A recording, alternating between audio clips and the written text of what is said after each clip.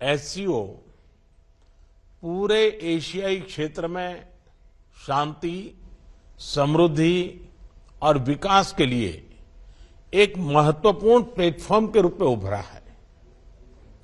इस क्षेत्र के साथ भारत के हजारों वर्ष पुराने सांस्कृतिक और पीपल टू पीपल संबंध हमारी साझा विरासत का जीवंत प्रमाण है।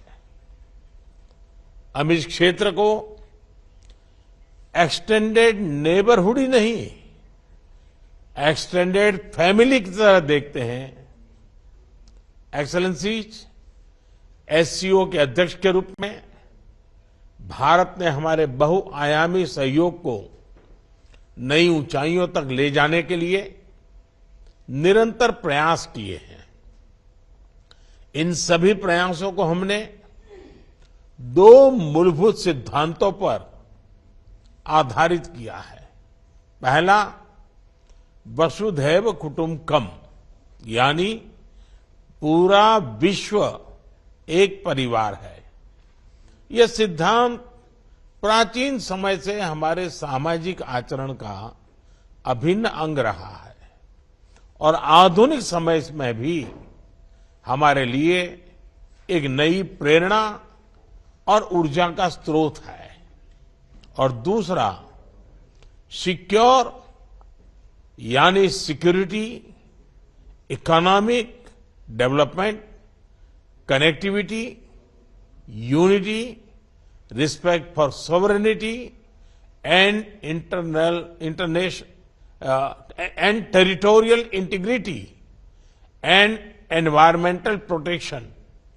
यह हमारी अध्यक्षता का थीम और हमारे एससीओ के विजन का प्रतिबिंब है। भारत ने इस दृष्टिकोण के साथ एससीओ में सहयोग के 5 नए स्तंभ बनाए हैं। Startups and innovation, traditional medicine, youth empowerment, digital inclusion तथा shared Buddhist heritage. Excellencies, Bharat ने एससीओ की अपनी अध्यक्षता के अंतर्गत 140 से अधिक कार्यक्रमों और सम्मेलनों और बैठकों की मेजबानी की। हमने एससीओ के सभी ऑब्जर्वर्स और डायलॉग पार्टनर्स को 14 विभिन्न कार्यक्रमों में शामिल किया है। एससीओ की 14 मंत्री स्तर की बैठकों में हमने मिलकर कई महत्वपूर्ण दस्तावेज तैयार किए हैं। इनसे हम अपने सहयोग में नए और आधुनिक आयाम जोड़ रहे हैं, जैसे ऊर्जा क्षेत्र में इमर्जिंग फ्यूल्स पर सहयोग, ट्रांसपोर्ट के क्षेत्र में डीकार्बनाइजेशन और डिजिटल ट्रांसफॉर्मेशन में सहयोग, डिजिटल पब्लिक इंफ्रास्ट्रक्चर के क्षेत्र में सहयोग। भारत का प्रयास रहा है कि एससीओ में सहयोग केवल सरकारों तक सीमित न रहे। लोगों के बीच संपर्क और गहरा करने के लिए भारत की अध्यक्षता में नई पहलें ली गई हैं।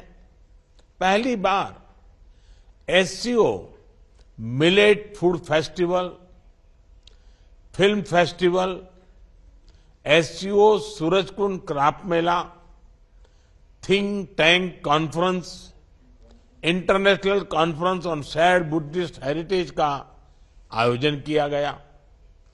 एससीओ की पहली पर्यटन एवं सांस्कृतिक राजधानी इटर्नल सिटी वाराणसी अलग अलग कार्यक्रमों के लिए आकर्षण का केंद्र बनी।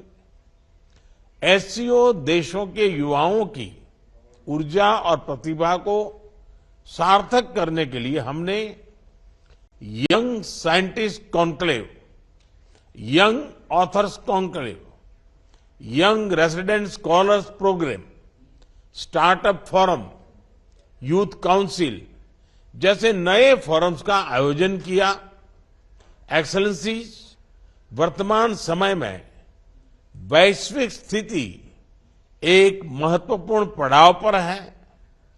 विवादों, तनावों और महामारी से घिरे विश्व में फूड, फ्यूल और फर्टिलाइजर क्राइसिस सभी देशों के लिए एक बड़ी चुनौती है। हमें मिलकर यह विचार करना चाहिए कि क्या हम एक संगठन के रूप में हमारे लोगों की अपेक्षाओं और आकांक्षाओं को पूरा करने में समर्थ हैं?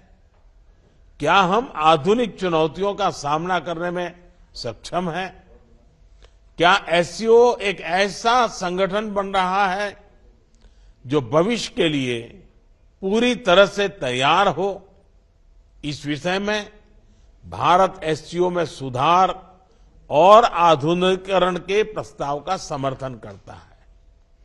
एससीओ के अंतर्गत भाषा संबंधी बाधाओं को हटाने के लिए हमें भारत के AI based language platform Bhashini को सभी के साथ साझा करने में खुशी होगी। यह digital technology for inclusive growth का एक उदाहरण बन सकता है। यूएन सहित अन्य वैश्विक संस्थानों में भी सुधार के लिए एससीओ एक महत्वपूर्ण आवाज बन सकता है। मुझे खुशी है कि आज ईरान एससीओ परिवार में एक नए सदस्य के रूप में जुड़ने जा रहा है। इसके लिए मैं राष्ट्रपति राइसी और ईरान के लोगों को बहुत बहुत शुभकामनाएं देता हूं। साथ ही हम बेलारूस की एससीओ सदस्यता के लिए मेमोरेंडम ऑफ ऑब्लिगेशन पर हस्ताक्षर करने का स्वागत करते हैं। आज एससीओ से जुड़ने में अन्य देशों की रुचि इस ऑर्गेनाइजेशन के महत्व का प्रमाण है। इस प्रक्रिया में यह आवश्यक है कि एससीओ का मूल फोकस मध्य एशियाई देशों के हितों और आकांक्षाओं पर केंद्रित रहे। एक्सेलेंसी, आतंकवाद क्षेत्रीय एवं वैश्विक शांति के लिए प्रमुख खतरा बना हुआ है। हम चुनौती से निपटने के लिए निर्णायक कार्रवाई आवश्यक है। आतंकवाद चाहे किसी भी रूप में हो, किसी भी अभिव्यक्ति में हो, हमें इसके विरुद्ध मिलकर लड़ाई करनी होगी। कुछ देश क्रॉस बॉर्डर टेररिज्म को अपनी नीतियों के इंस्ट्रूमेंट के रूप में इस्तेमाल करते हैं, आतंकवादियों को पनाह देते हैं।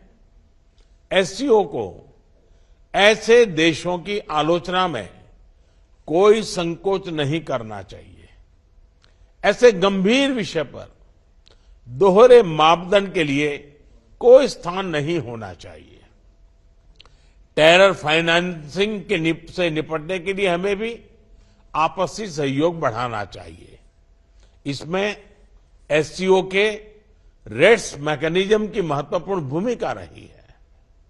हमारे देशों के युवाओं के बीच रेडिकलाइजेशन के फैलावे को रोकने के लिए भी हमें और सक्रिय रूप से कदम उठाने चाहिए। रेडिकलाइजेशन के विषय में आज जारी की जा रही ज्वाइंट स्टेटमेंट हमारी साझा प्रतिबद्धता का प्रतीक है। एक्सेलेंसी, अफगानिस्तान की स्थिति का हम सभी की सुरक्षा पर सीधा प्रभाव पड़ा है। अफगानिस्तान को लेकर भारत की चिंताएं और अपेक्षाएं एससीओ के अधिकांश देशों के समान है। हमें अफगानिस्तान के लोगों के कल्याण के लिए मिलकर प्रयास करने होंगे।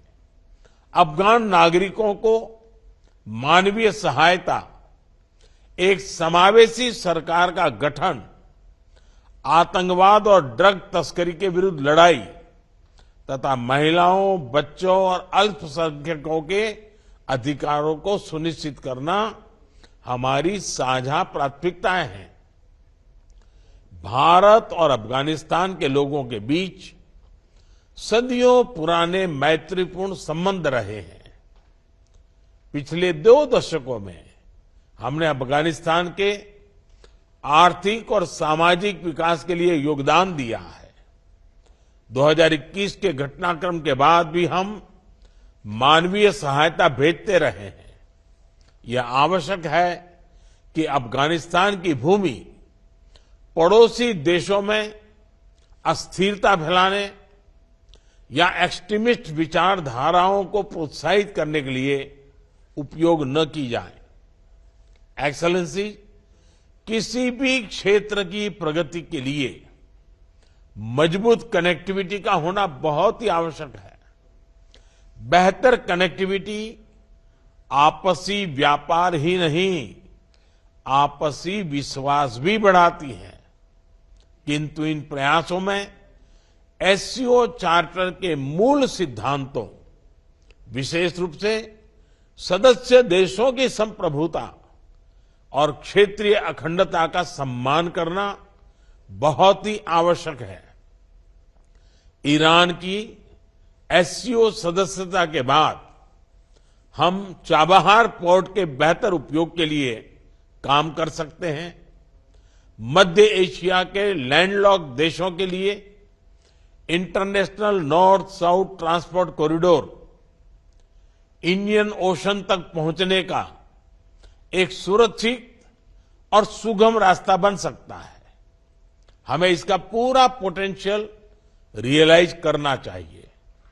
एक्सेलेंसी, एससीओ विश्व के 40% लोगों और वैश्विक अर्थव्यवस्था के लगभग 1/3 का प्रतिनिधित्व करता है और इस कारण यह हमारी साझा जिम्मेदारी है कि हम एक दूसरे की जरूरतों और संवेदनशीलताओं को समझें, बेहतर सहयोग तथा समन्वय के माध्यम से सभी चुनौतियों का समाधान करें और हमारे लोगों के कल्याण के लिए निरंतर प्रयास करें।